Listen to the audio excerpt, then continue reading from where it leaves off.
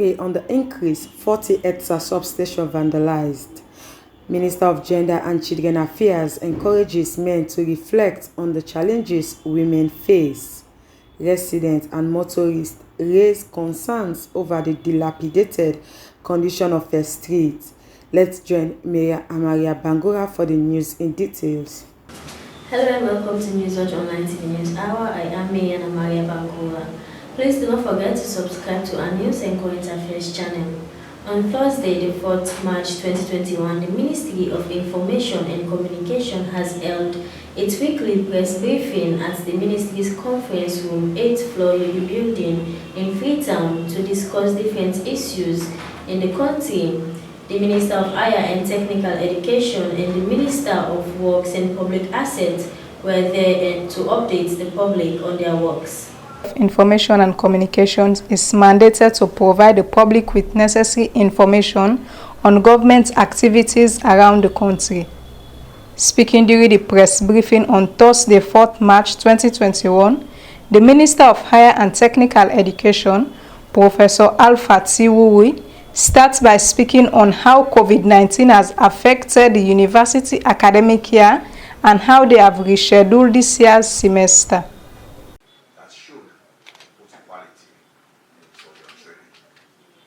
Traditionally, the academic year is supposed to be October of 1 year, rolling to June on the outside of the other year. Since the incidents of Ebola in Sierra Leone 2014-2016, the academic year has been in total disarray. The ministry was in fact just about to be able to structure and get it right in 2020 when we had the COVID occurrence. It has been very difficult in the sense that those in final year had face-to-face contact for 4 weeks starting from July. Then they had online lectures, and they were the first group to be allowed to take their exams. Continuing students joined in afterwards. I just want to register here that we are in March and we have still not started. Minister of Works, Peter Bayoku Conte, highlighted some of the works undertaken by the government and said some companies are not doing well.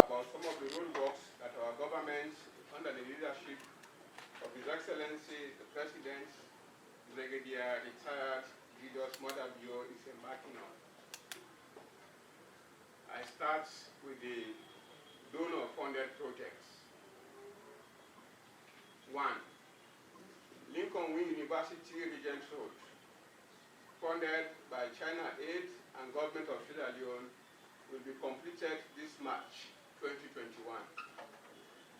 The outstanding payments by Government of Sierra Leone as counterpart funding is 7,273,397,500. Salima Tuwai Kamara, Newswatch Online TV.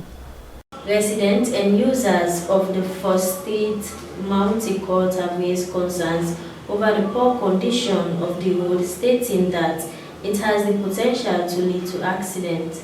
Beatrice O'Connor. Construction of feeder roads has been ongoing for several years now, but the maintenance of these roads is a huge challenge, and Mountain Court for streets is not an exemption. Residents and commercial drivers have raised concern over the poor road condition. Residents explain how bad the condition of the road is and the damages caused by the vehicles when they lost control. This street really very important because now the Kingdom New England field was Akmutkale only rundong for Eastern Police. So the road is bad and it's steep. So this is where the driver they take the curve, mostly they bang and they can go off, they run for go down for chase them picking the way keepers with the alpine they come on, they all up, they wanna come on. So it's so much so risky. When they take this cover for Kandong, they bang the walls them, bang the house them like that, and they can miss people them. at times they can even bang themselves. One kid day before, one can bang from the back. So we don't the first way for stop the lane not pass now. But we say no way to way. We're not going to take the law now we own hand. We're not going to block the all by we own way. So you see, so like that, the one the way they come up from down or they take the left hand curve, they keep follow the car inside this compound. You see, so it's very, very dangerous. And the road no pave, we don't take on we own. Yes, on we own, we make the road. But because of the way how the road they, as the book they take the curve, and so back here they dig the road. So we say for that the area, the doors again the money we like that. So we really the strain. So we're not going to do everything by we own. Mostly them would carry away they carry. Actually, they see the streets now. In a street where them we don't manage now, them we don't make, but still them would carry out. So, but the accident, the way you know, we don't fence off who first. And then they begin 2 weeks safe. They broke them, they broke the fence there. This year safe now it's small for say, and not be the bang here too much. We safe, like how we did so. So much we see but so then inside they can. They pull some with things then we self they work with. Or the thing they don't make and self keep well. Commercial drivers that uses this route explain how the road has affected them. The pass no more the polo, the road pulse no more. The road not fine no more. We not go that the maker, that's not the problem. The artist O'Connor, Newswatch TV online. The acting Deputy Director General of the Electricity Distribution and Supply Authority, Fofi S. Bemba, says that 40 of their substations have been vandalized and copper cables stolen. He made the statement while updating the press at the Ministry of Information and Communication Conference Hall at your building in Freetown. Is charged with the responsibility of distributing energy to the country. As you all can agree with me, energy quite honestly form, if not the main, was part of the main engine really for any economic development. It is indeed saddening to report to you all here that the purpose really for us here is to report with regret the ongoing activities around our properties. The authority notes with concern the high increase on the theft of the electricity conductors and copper cable within the country. This unpatriotic act of vandalism of our electricity infrastructure has had a negative effect on the viability of the authority, slowing down the access rate, and has also have created a problem in the smooth running and operation of the authority. It is regretful to note that so far, 40 of our secondary substations has been vandalized this year. Interestingly enough, as of yesterday, similar incident happened. Let's go for a quick break. We'll be right back. Welcome back.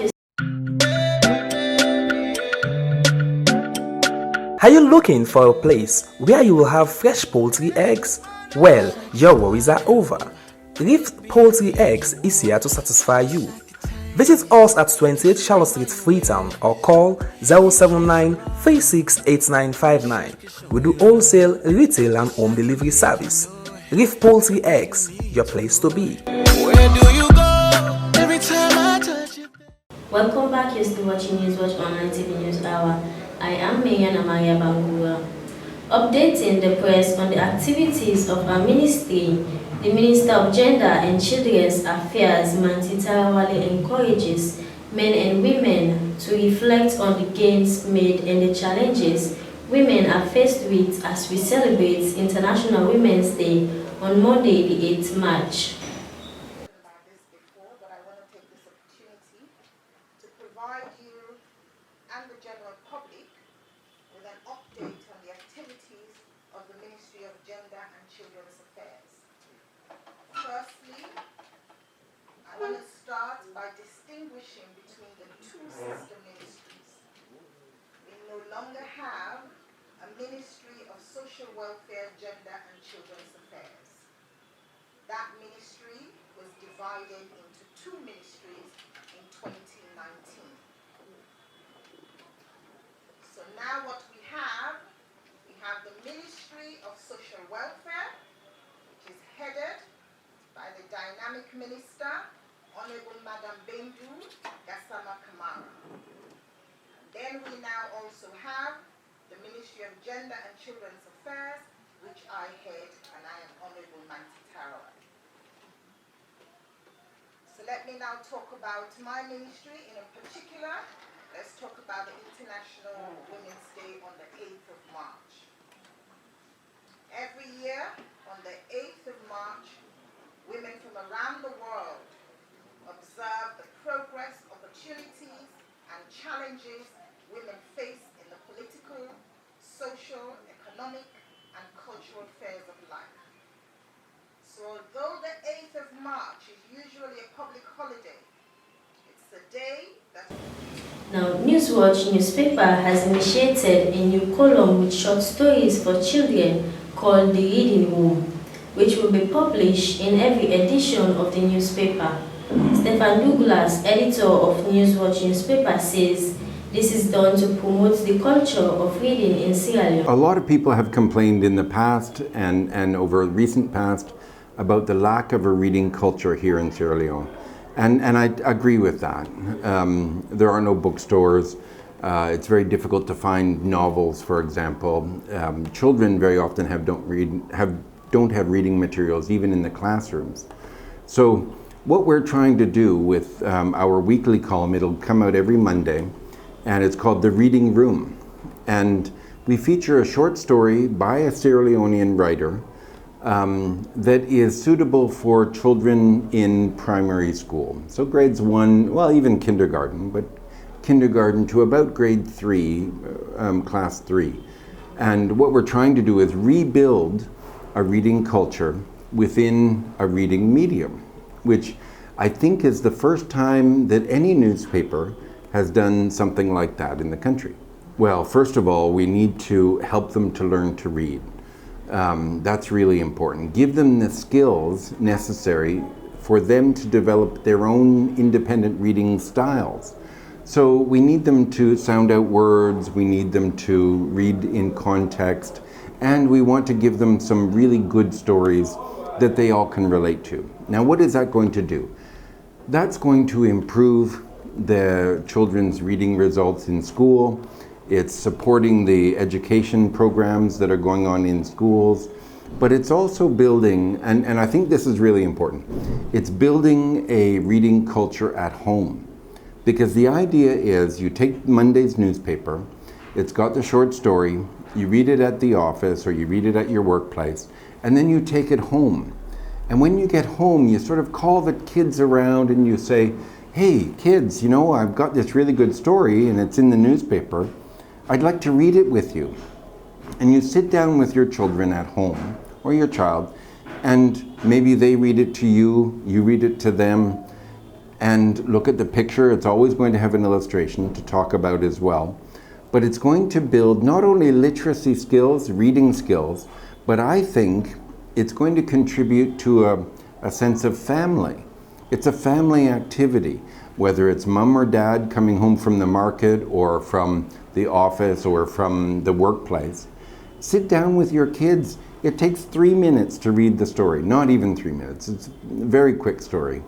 Read with your kids, build some time with your family. So I think it's got a number of very positive outcomes, if we want to use that word, to the idea. Well, that's all we have in today's episode of Newswatch Online TV News Hour. Please do not forget to subscribe to our news and current affairs channel and follow us on our Facebook, Twitter and Instagram account, Newswatch Online TV SL. Till next episode, I am Mayana Maria Bamigura.